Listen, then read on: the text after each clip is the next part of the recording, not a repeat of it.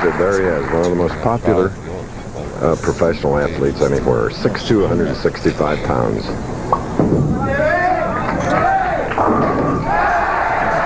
So he has put the pressure right on Marshall Holman, winner of 21 titles, 2 United States Opens.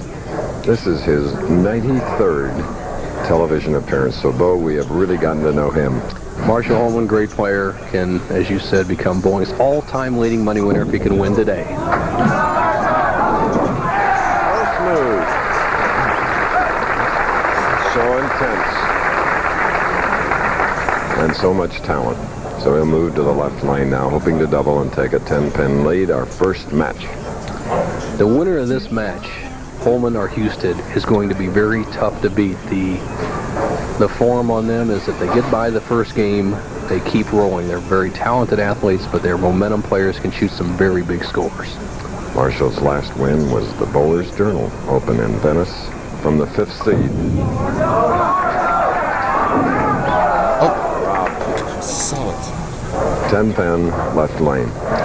Holman a little discouraged by that hit. We said that the solid hit is usually rewarded in this bowling center, and not too happy with that because he left the solid 10. Holman cuts down the big hook ball by just spinning the ball, a little bit different method to some of the other players use. Watch this release. Goes right over the top of it, no hook, very accurate. He's a man that wears his emotions on his face. Believe me, you always know how he feels. Very bright young man, and so is Dave Husted. And a neat high backswing.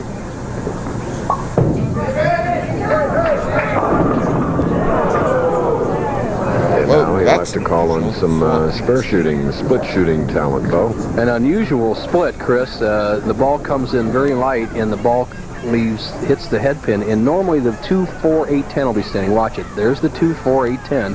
A pin comes flying back by, takes out the 2 pin, makes it a little bit easier. He has to fit the 4 on the left side, into the 8, into the 10. Ooh. So it's a disastrous open frame early in our very, very first match. The winner of this game, if you just joined us, will meet Rod Pasteur.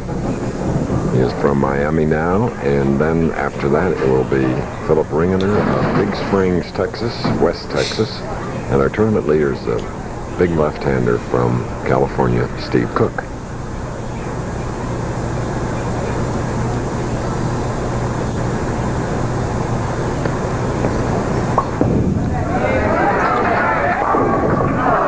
Like Marshall, a solid 10 on the left. Husted, a great all-around athlete in high school. He was a high school basketball player, a 6 handicap golfer, and just a wonderful talent, and he's carried that over into the bowling game. Taking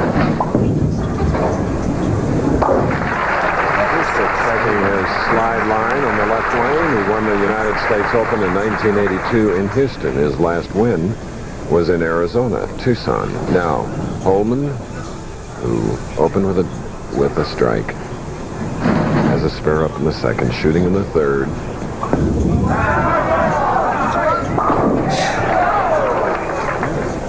Sharply hooked into the pocket a little high, leaving the 7. As the ball drives in the pocket, watch the action of the 4 pin, the second pin on the left-hand part of your screen. Bang! Holman hits so solidly, he drives the 4 pin straight back past the 7. Normally the 4 will take out the 7. So Holman, even though he'll have a lead after converting the spare of 15 pins, has not had anything really good happen for him yet.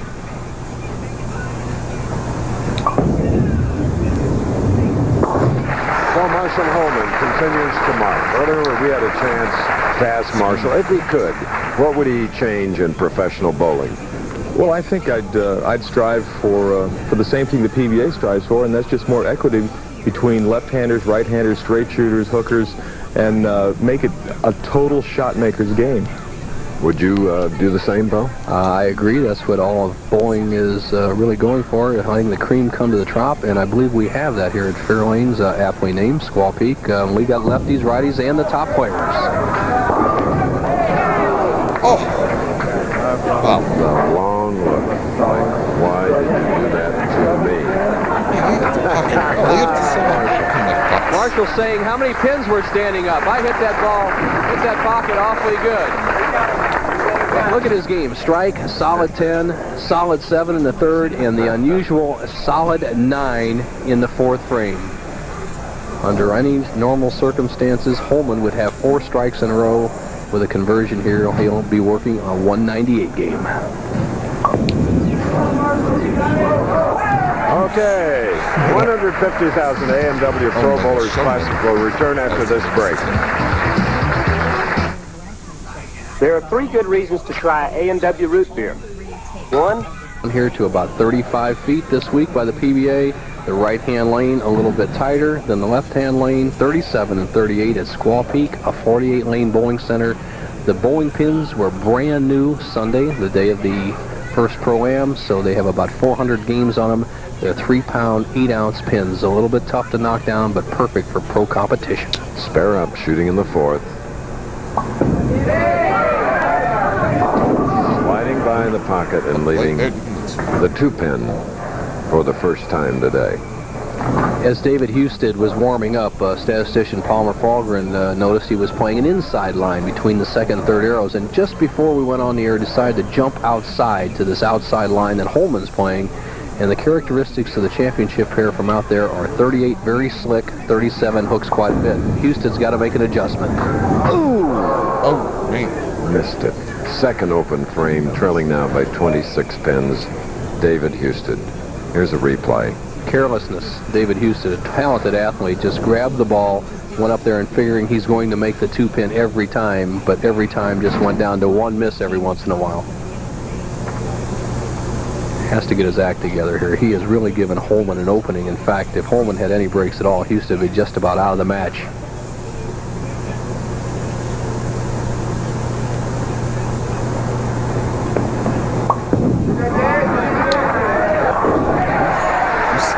Flashing right back with a powerful strike on the left lane. Holman with a spare up will be shooting next in the 5th frame with a 26-pin lead.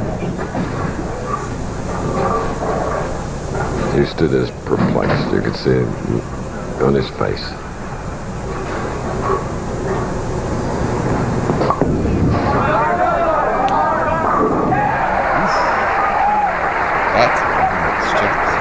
Profile replay of Marshall Holman's style. One of the great styles in the game of bowling. Notice how low he stays all the time, shoulders level, that left arm. Look at the position of the left arm, pulling the left shoulder back, driving the right shoulder through. The long slide, the wrist directly underneath the ball. Absolutely perfect. And there he is on the left lane. If he can strike now, increase his lead to 36 pins.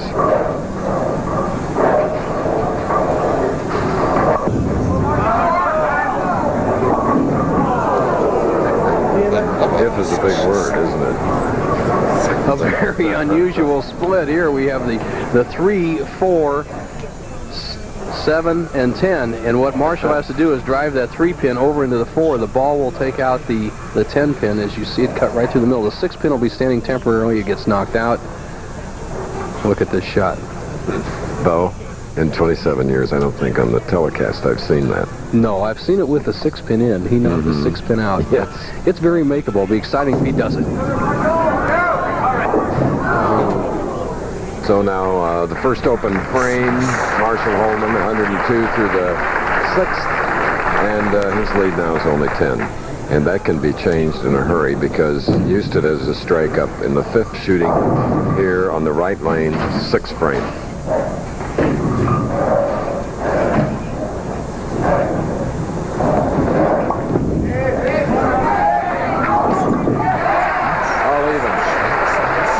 Trailing by 26. We asked Dave earlier what career he would have pursued if he were not a pro bowler. Well, I probably would have went to college and tried to get a degree in accounting. The world of finance intrigues me. Hopefully, if I bowl out here for 2 more years, I'll have to worry about my finances. You know, it's the same answer I'd give if somebody asked me that question. I'd want to be a sportscaster, of course, but I'd like to have a degree in accounting. Not bad. And David averaging, looking at his record in bonuses, probably close to $100,000 a year. Good choice so far. He can take the lead. 3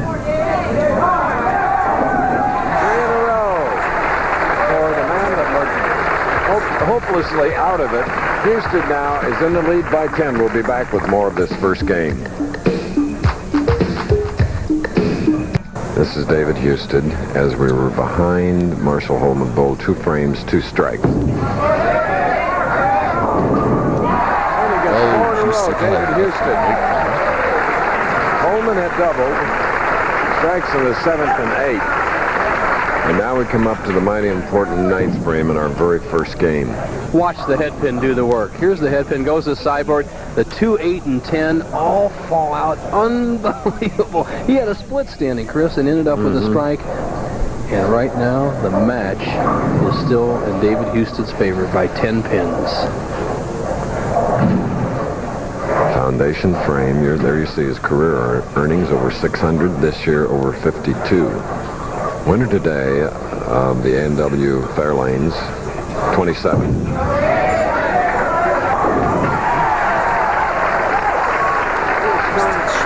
after opening with a strike, 2 open frames and a spare. What a comeback. Now, with the double up, 9th frame, Marshall Holman.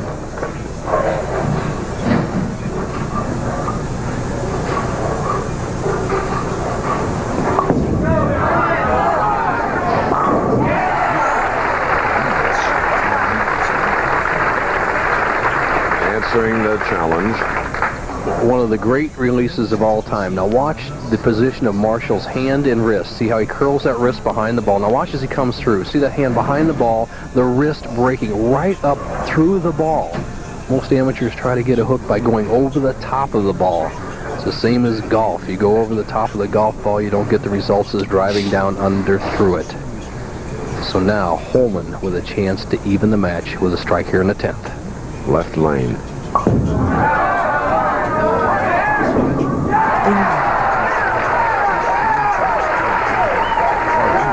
is pumped. Marshall Holman. What a terrific break Marshall gets. Watch the 3rd pin on the left-hand part of your screen. It's going to the sideboard. There's the 2 pin. Here it goes. See, it goes to the left sideboard. Now drive out the 4. The 4 topples over. The 6 comes from behind and gets the 9 pin. The match is all even. We have a possible tie. Last win this year in Florida for Husted. His last win in Tucson in 1986.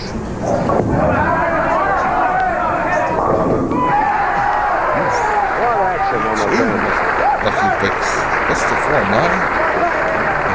Watch the head pin. Watch the head pin. Left sideboard. Here it is. The 10 pin standing. Here comes the head pin flying back. The power of Holman and what we said earlier. The low humidity out here in Arizona allows those pins to stay very lively. Low humidity, lots of sunshine. It's supposed to reach 100 degrees here in the Phoenix area today, but it is dry and beautiful. If Holman strikes here, he'll finish with 222. That's exactly what Holman did.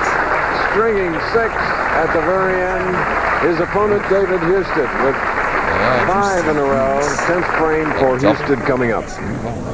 The final score of Marshall Holman does not reflect how well he bowled the game. He threw 11 balls solid in the pocket.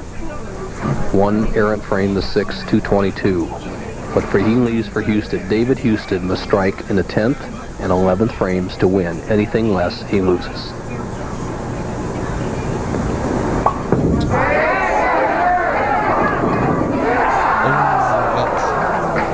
Well, it's a tough break for the man that had strung 5 after starting wobbly. And there's a man, Marshall Holman, that will go against non-winner Rod Pasteur after this.